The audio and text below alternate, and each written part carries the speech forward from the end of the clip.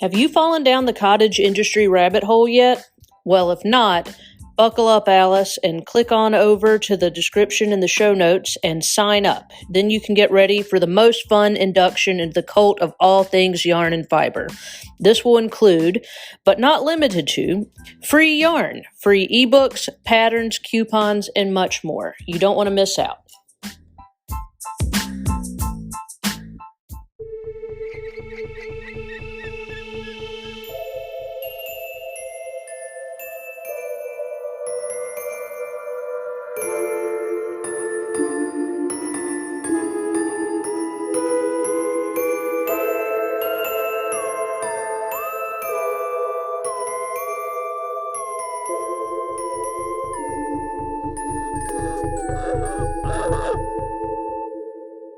You are listening to Crime, Coffee, and Crafts, a podcast featuring two crafty besties who love true crime and a good cup of joe.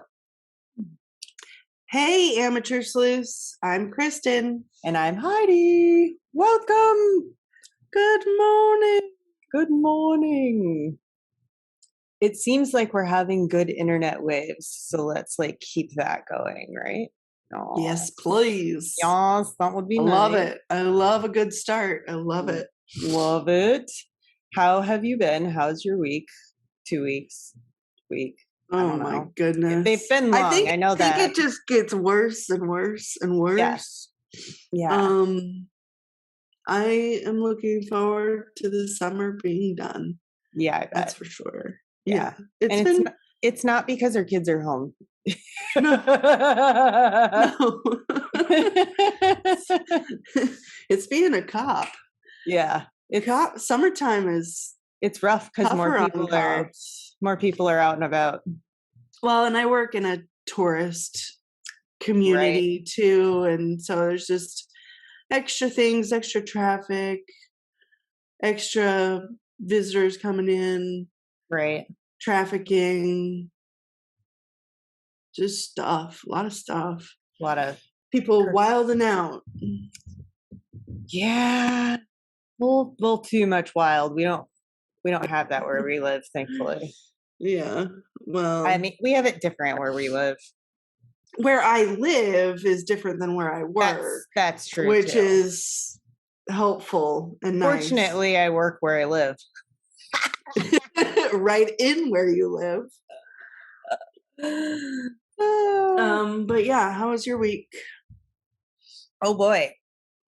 Well, you had some power issues, which didn't help. Yeah, we had a major storm come through, and it was technically a derecho. But where we live, it's really interesting. So, Indiana, Ohio, all got hammered by this thing. But where we live, it's in a little valley. Yeah. So, for some reason, all the storms come through and it's you'll see the radar. It'll be a big blob coming in to eat you, like Pac-Man. And then all of a sudden, Pac-Man's mouth opens up and goes around you. Yeah. So we don't get the brunt of it, thankfully. Right. But this storm was so gnarly that we were all without power. 95,000 people, homes and businesses were without. 2 days, right? It was a lot of people. Was 2 full days. Mm-hmm. We were only without power, thankfully, for 19 hours. But a lot of people don't have generators, which is ridiculous. They're expensive. But they are expensive. But you can get a small one. It took me a long time to be able to afford one. Yeah. We just have we thankfully got a big enough one that we can run our freezer, our fridge. Yeah, that's what I have. Yeah, that's all we care about. Yeah. Well, and keeping that food. Dwight's chair. Food fresh. Dwight's lift chair has to be able to lean back and lean up. So, right. Because I don't know how many times he does that a day, but it's a lot. It's a lot. It's a lot. He has a back problem. Yeah. So it's a lot. He's got to adjust. Yeah. So anyway, I'm really glad to have power back. And then the next day, the power went out again because another tree fell on a line, but they had it fixed. Quickly. So, yeah. Excuse me if I cough. Okay. Just hit the mute button. I don't know where that is. It's What is on your that? microphone, right on the front. Just hit it and it'll like blink. And that means we can't hear you.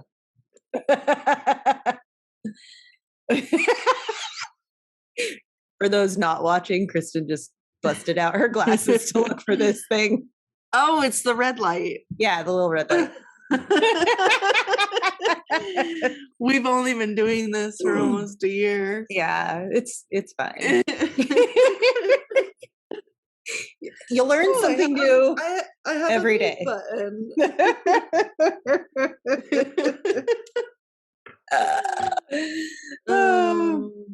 All right. So I do have coffee. I have two different kinds of coffee that I'm drinking today because I have iced coffee too. But we'll just nice. focus on one coffee. This is from my mom. She actually sent this to me from Hawaii, and it is called Vigilate Prime, and it's from Maui. It's pretty cool. It's a small batch coffee, so I like small batch. I just think it's cool because it's a play on words. Right, yeah. Vigilante crime. Plus, it's got like an owl for the logo, which I Yeah, love. that's cool. But it's a medium roast. It's really yummy. It says it's grown at the base of the Amazonian rainforest and then roasted on the tropical Hawaiian Islands. And it's Nice. hand picked. So, highly recommend. Very yummy. What does it say? Nice. Small batch roasted by Maui Social Hour Coffee Roasters. Oh, That's cute. I like it. And my craft for today, y'all. Okay, so the top secret stuff in the last episodes is not top secret anymore. I'll post a picture on the Instagram. I already did Yeah. on my personal one, but she has her stuff. It's official. And she loves it. And she loves it. She tagged me on the gram.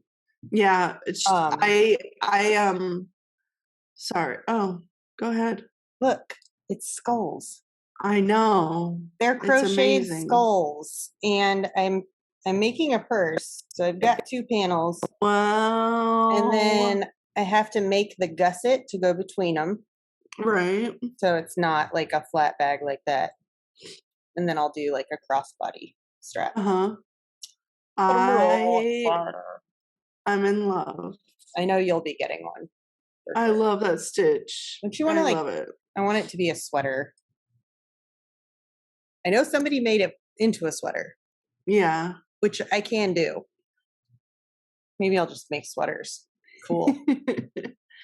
What I was going to tell you is that Katie, I replied to her story hmm about her baby items, and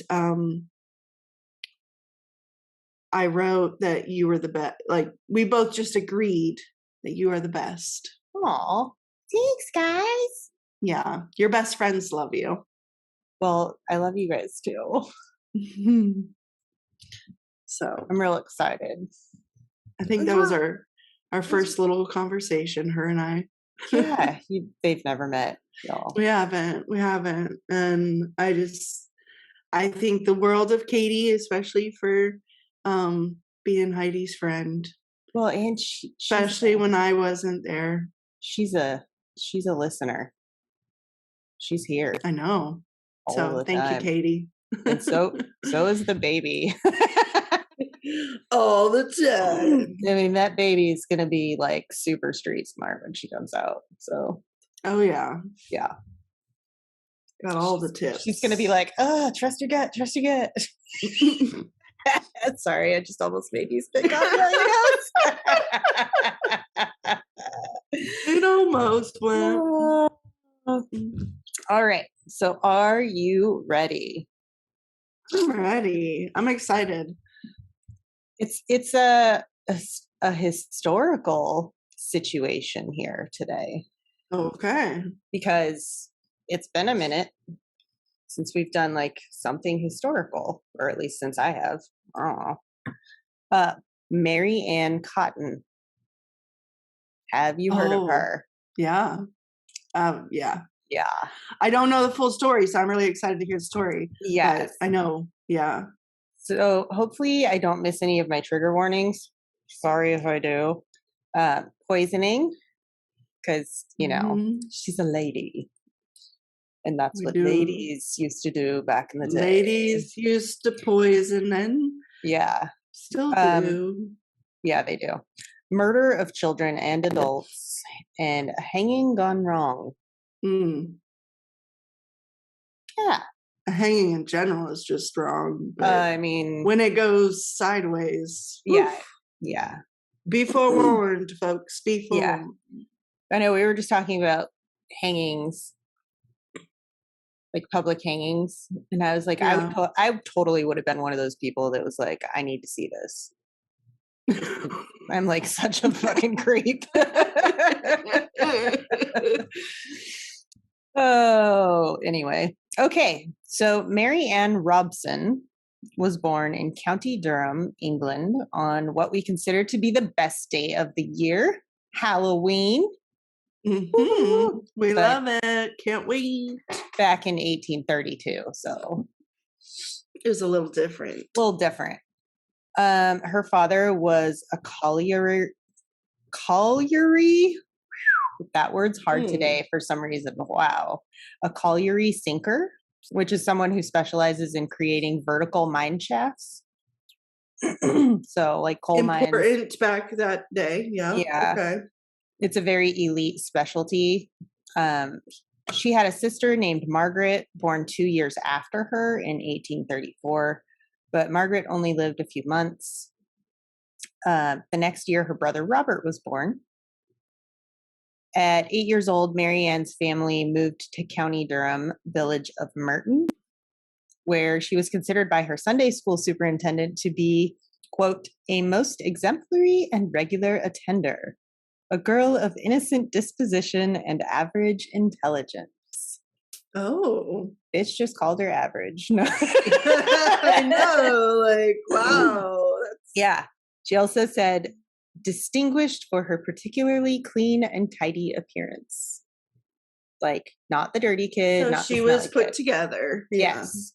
Always put together. Very much. Mm-hmm. And so I've read differing accounts on when this next part actually happened, but we'll go with this date. Okay. February of 1842, or 4 years later in 1846. Her father died after falling down a 150-foot or 46-meter mine shaft. Yikes. Mm-hmm. You're not coming back from that. No. The South Hetton Coal Company had his body delivered back to her mother in a sack that was stamped with property of the South Hetton Coal Company. Oh. Yeah. Talk about like a real sad delivery. Yeah. Unfortunately for the family, their cottage wasn't actually theirs. It was So they actually got evicted. owned by the coal mine. Yeah, so they were evicted. Like, that's just so shitty. Like, they just lost their patriarch but to their that's family. And like, now what are they supposed to do? big business. Yeah, it's just takes sad. away your livelihood. Yeah. So the next year, her mother remarried to a man named George Stott. Some sources say Mary Ann left home at 16 to study to become a nurse, but that she returned home just 3 years later and began training as a dressmaker. I also did read that she worked at some type of school with her mother, I think, and that like the kids really liked her. But I only saw that in like one spot, so I didn't really want to focus on it. Up to this point in Mary Ann's life, she was known to be a God-fearing woman with a strict faith. And then she got married. And yeah, things changed. Mary Ann married her first husband, William Mowbray, in 1852. And over the next 10 years, they had almost as many children. Oh. Yeah. But back then, records were not great. So we don't really know exactly how many children they had, Hmm. 8 or 9, according to most sources. Yeah. But there was one that said only 4. So maybe 4 on Hmm. record.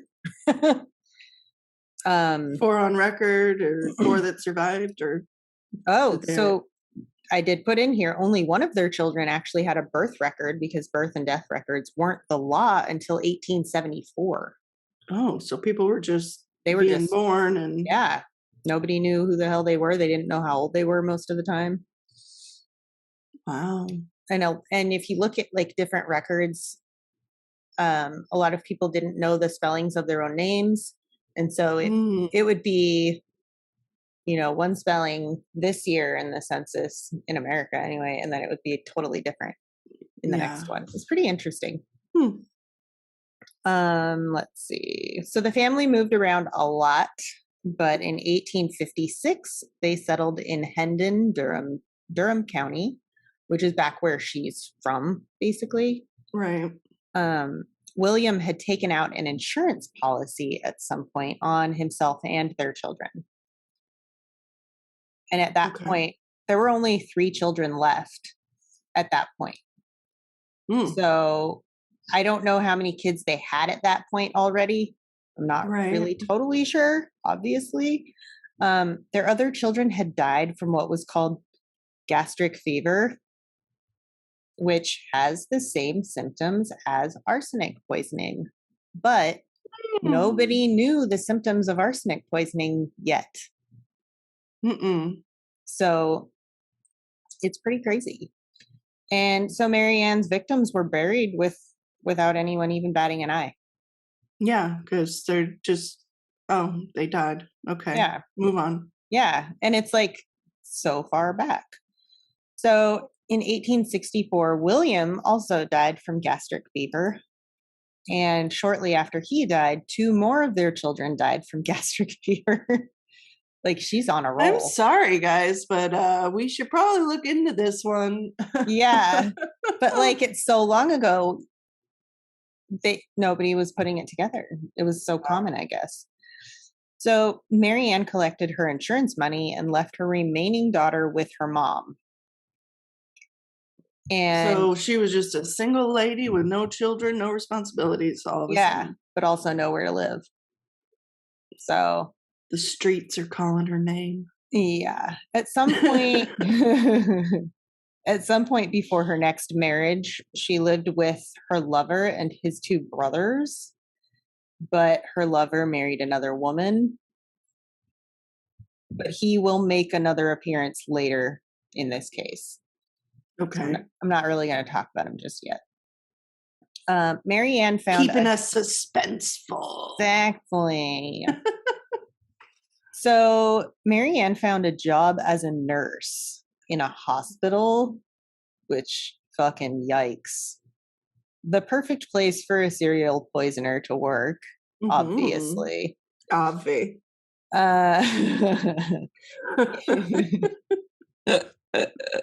In 1865, she married her second husband, George Ward.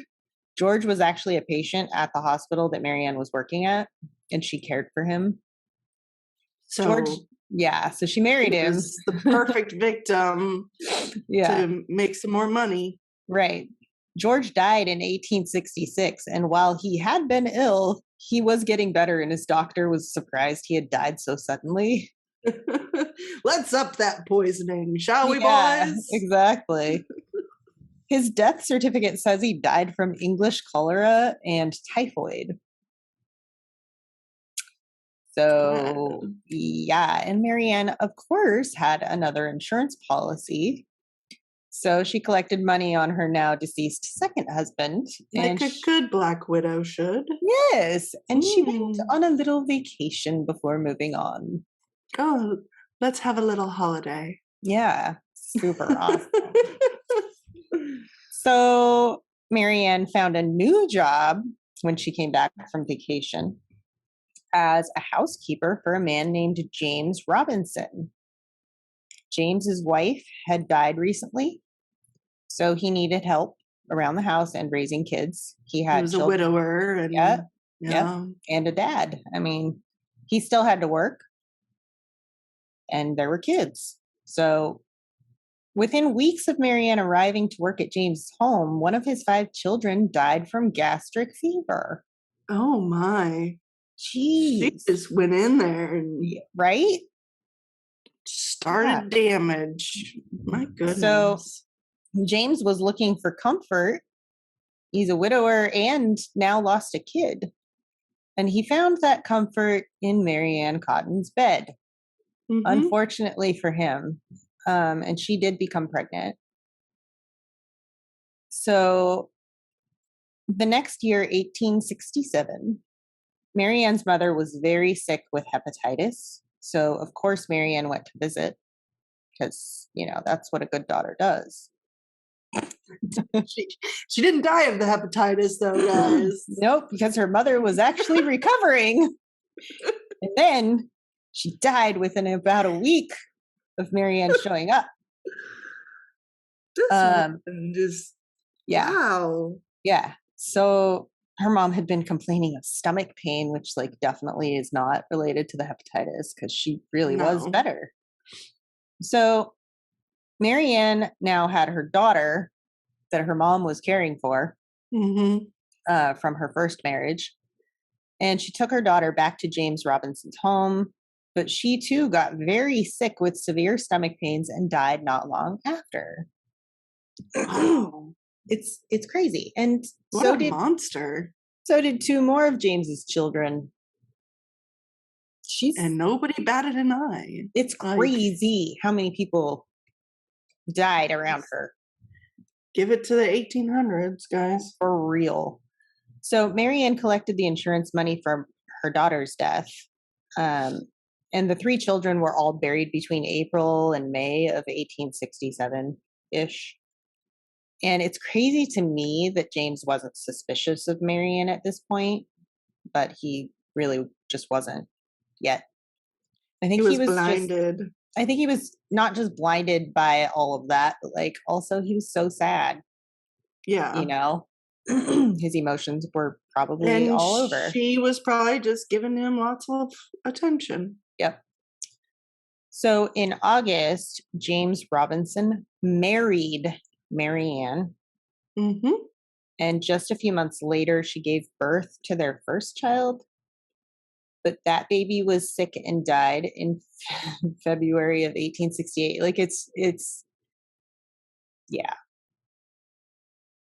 It's sickening. On June 18th of 1869, their second child was born. And thankfully, it was during 1869 that James realized Marianne had been stealing from him as well. Mm. Which, don't steal my money and my shit. Yeah. She was keeping money that she was supposed to have put in the bank for him. Mm. And I guess she had run up quite a tab. I'm not sure where, but she owed people money. So he was also getting really suspicious of her because she kept trying to get him to take out an insurance policy on himself. Mm. Yeah. Finally, a little Yeah. light bulb went off. Ding, ding, ding. Yeah. So he kicked her out and kept their son, most definitely saving his life. Right. And during this time, Marianne was living on the streets and was increasingly desperate. Oh, boy. So in 1870, her friend Margaret Cotton introduced her to her recently widowed brother. Frederick Cotton was a pitman, which is also having to do with the mines. Okay. He had 4 children with his wife, but 2 had died prior. So Okay. he's lost a lot already. Yeah. His sister Margaret had become the mother figure to his 2 living children. So that same year, Margaret and the youngest child died. Wow. Oof. Margaret had a stomach ailment, strikingly similar to almost every single person who came into contact with Marianne. Ugh, she's terrible. Wow. She's terrible. Yeah. So Marianne consoled Frederick Cotton, and in September of 1870, they were married bigamously, though, because Marianne was still legally married Right. to her not deceased last husband, Right. The James one who kicked her Robinson. out. Yeah, they had a son, Robert, who was born early in the part of 1871. So now, sometime close to when their son was born, Marianne found out that the ex-lover of hers, who I mentioned earlier, lived Yes. about 30 miles or 48 kilometers away. Joseph Natras? Mm-hmm. I don't know how you say it, but whatever. And Marianne struck up their affair again Ooh. since Joseph was no longer married. She was like, hey, I am twice I'm married. twice married. Let's get back to having an affair. I've got two husbands. Does that cancel each other out? So Marianne talked her family into moving closer to West Auckland so she could be closer to Joseph. Wow. Yeah. So apparently where they were living previously, they had some neighbors that she didn't get along with because I think they were noticing what the fuck was going on. So she moved instead of killing them. Yes. Yeah. I mean, at least they were saved. Yeah. By the end of that year, though, 2 more children would die, and so would Frederick Cotton from gastric fever, no less. Yes. So, yeah, Marianne claimed all of the insurance money on them and moved in with her lover. As a good murderous Black Widow should. Yes. Let's just pile exactly. She found work as a nurse to a man recovering from smallpox. A lot of sources say his name was John Quick Manning, but there's literally zero record of any man going by that name in that area during that time. Interesting. However, there was a man named Richard Quick Mann who did live in that area and fit the details of what was known about him. So, gotcha. So they just got a record of his name wrong. Yeah, this may be who they were referring to, and maybe he just went by John. You know what I mean? A lot of people just went by other names. Right. Maybe he didn't want to go by Dick, short for Richard. Who knows? Yes. Anyway, this man she was nursed to got her pregnant for her 13th time, y'all. That's a lot. That's a lot going on with the body. OMG. Wow. And seriously, it's so hard keeping track of how many people she's killed so far. I lost track. But this isn't over yet. Yeah. Oh. So Frederick Jr. died in March of 1872, and her other baby, Robert, died shortly after. So at this point in her life, she's people's lives. Yeah. It's tough. Can't even begin their life because they've been. Yeah. She's killed almost all of her children and stepchildren and 3 of her husbands.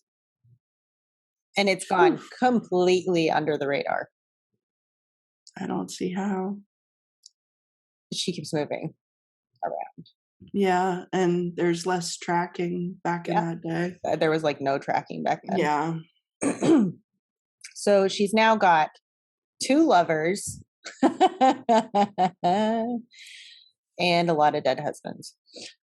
So one of the lovers, Joseph Natras, revised his will, leaving everything he owned to Marianne. But guess what happened after that? Did he die? He became very ill with gastric fever and died. Oh my goodness. What the fuck? Her twice lover end up dead because he changed his will. Shouldn't have done it. Angel of mercy, right? Oh, yeah. Ooh, yeah. I have so many cases I want to cover that kept popping up during this. Oh, I this imagine there research where I was were, just like, yeah. wow. But this one tops the cake. Yeah. There was a parish official named Thomas Riley, and he had asked Marianne to help nurse a woman who had smallpox. Marianne told him that the last Cotton child, Charles Edward Cotton, was in the way, and then she asked Thomas Riley if he could get the boy committed to the workhouse. Oh. Yeah. But he told her that she would have to accompany the boy. Now, I'm not sure if Marianne knew that Thomas Riley was also the West Auckland assistant coroner or not. Hmm. I'm assuming not, because she then said to Thomas Riley that the boy was ill and that she wouldn't be troubled for long, and that he'd go like all the rest of the Cottons. Oh boy. Holy shit. I hope he was paying attention. That's a vague confession. Yeah. Just 5 days after this conversation, Marianne told Thomas Riley that Charles Edward Cotton died. Oh. So naturally, Riley went to the village police and talked to the doctor, convincing him to delay writing the death certificate so they could investigate the death further before she could get the insurance claim. Because you have to have a death certificate to get your insurance. Right. Yes. So immediately after Charles died, Marianne didn't go to the doctor. Nope, of course not. She went to the insurance office to file that claim. And that's when she found out she wasn't getting a damn thing until a death certificate was issued. And things are a bit fuzzy in this area. Right. Because, yeah. Some sources say an inquest into Charles' death found that he died from natural causes, but that a newspaper had researched her because they were interested in this dramatic story, I'm sure. Yeah. What they found was that Marianne had moved around a lot and that a lot of people near her had died from stomach fevers. Now, this led to the doctor who had attended to Charles' body digging deeper, and he had kept samples from the autopsy and proceeded to test them. Oh, good man. He found arsenic. As he should. Yeah. So Dr. William Byers Kilburn informed the police of his findings, and they promptly arrested Marianne, charging her with murder. A murder most foul. Yes. Charles's body was exhumed. Other sources say that arsenic was found to be the cause of death for Charles immediately, and no mention of a newspaper at all. So I like the newspaper story, you know? Yeah. They were interested in that. Would make sense for like a journalist to be like, ooh, something is awry. Regardless, this was all her undoing. However, her trial was delayed because remember, she's still pregnant at this point.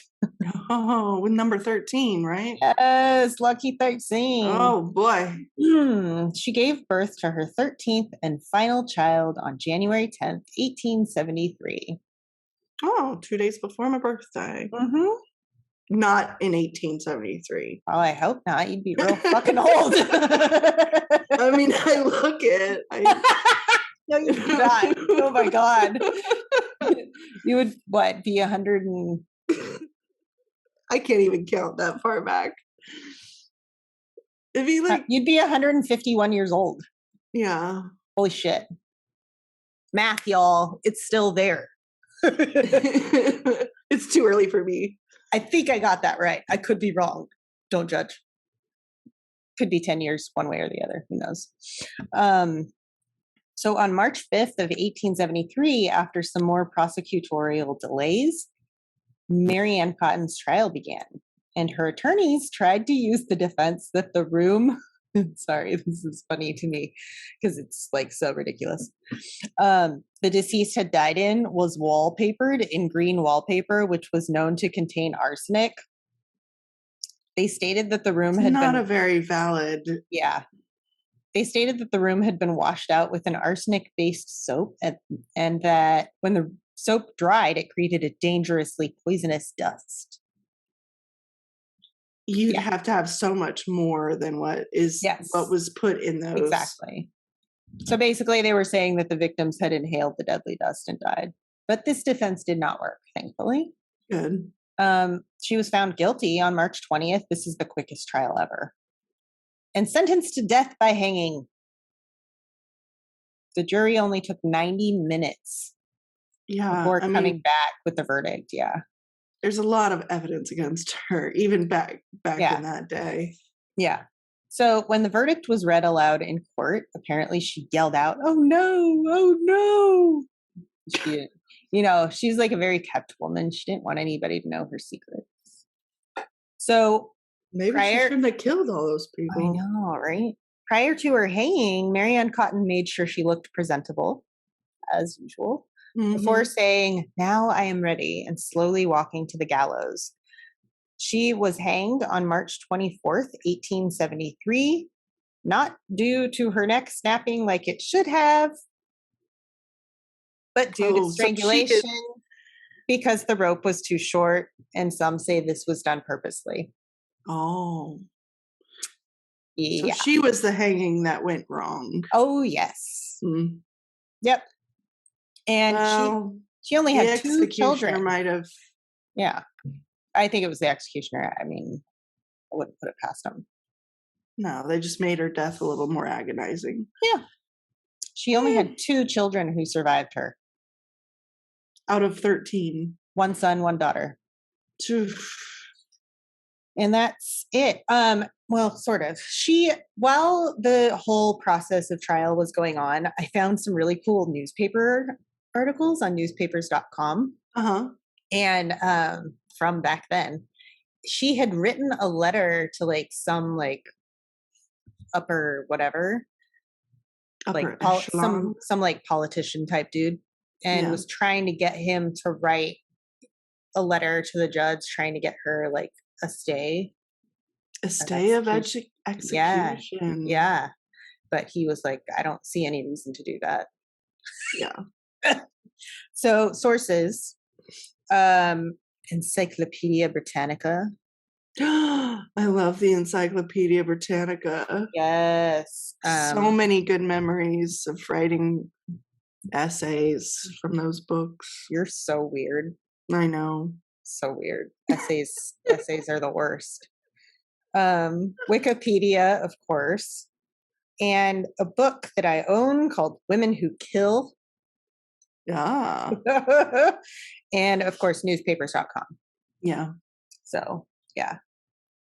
You seem to be able to get info from there. I can never get any info from there. Like everything Are you logged in? Yeah. With our login? Yeah. I just mean the things that come up are locked. Or, like I can't get.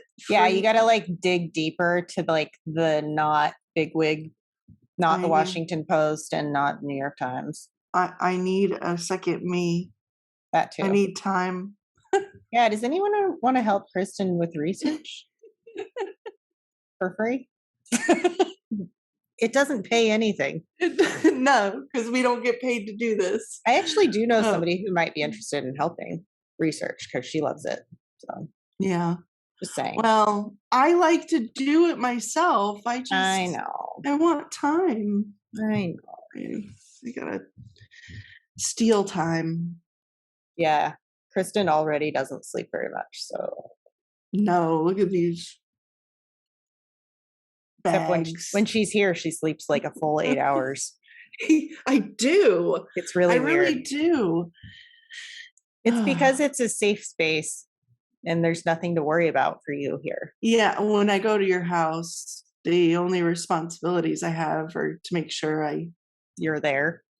I'm there and I'm alive. That's it. Yeah. But here it's like I have animals and children and parents and yeah. There's a lot. That's a lot. Yeah. But it's worth it. It's just I need some sleep. Yeah. Somebody make her sleep, please. Anyway. Speaking of how I'm gonna be up for like 48 hours because I have to work a night shift. I have not worked a night shift in years. Y'all, I would die. I don't know. Oh, actually, I did do 3 shifts last summer. I I cannot. take that back. It's so hard. How am I going to do it? I have no Just- idea, dude. We'll get through it. A lot of energy drinks and some coffee.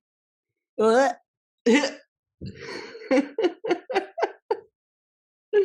Energy drinks make me blit. Yeah, they're sometimes vital for survival. Yeah. I did learn a fun trick from one of our army friends What is that? who did go into combat. He Uh, Did he chew coffee beans? No, they would put coffee grounds under their eyelids Ew. because you literally cannot fall asleep or you will die. So he would just throw it in his eyelids. Pretty fucking Like gross. inside the eyelids? Yep, Ow. I know. It's fucking weird. But like when you're I know my brother when trying to he stay was on alive. Night watch, he would chew chocolate covered espresso beans. I mean, I chew those anyway. I can't. They don't make them. Do they make them non-dairy? Sure they do. I have dark chocolate ones that probably don't have dairy in them. No. But we could just make our own. True. True. Well, anyways, guys, we digress as usual. Chocolate covered But espresso you beans are guys the best. love her. They are. When I could eat them, they were delicious. Yeah. Okay, so anybody, if you know of dairy free, like they have to be fucking dairy free. I don't even want them on shared equipment with dairy Yeah. made stuff because Kristen Mm-mm. might die because she's that allergic. Yeah. No milk protein, No, which you we don't. cannot remove from. We kind of dairy. like Kristen, so we don't want her to die, So Thank you. yeah. Anyway, that's it. That's all I got. Oh my goodness. That So was a good y'all, one. check out the merch, please. Good grief. We've Yes. got really cool stuff in there, and We really cool do. stuff will be coming soon. I'm failing on my digitizing front right now because my brain is a little frazzled. Yeah. We'll get there. We've got ideas. We're coming along with some things. Yeah. But that bestseller coffee mug is always there. That coffee mug is awesome. Yeah. So yeah. Anyway, Go get you one until next time. Ta-ta. for now. Thanks for listening to Crime, Coffee, and Crafts. If you love our podcast, please rate and review us on Apple Podcasts. This helps us more than you know. If you really love us and want to support us, go to our website at www.crimecoffeeandcrafts.com. From there, you can join our Patreon, shop our merch, and find us on social media.